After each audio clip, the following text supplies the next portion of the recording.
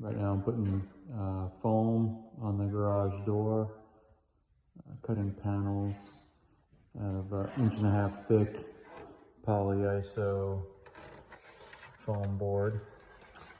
A little challenging to try and get it wedged in there so that it stays in. There's an edge. There's a lip on the bottom, top, and both sides. Well, both sides on these, and then on this one, it's just flat. But the way I figured out how to get it in there, because once you get it in, you can't move it around. It's really hard to move around. So I cut a little chamfer because it fits up better.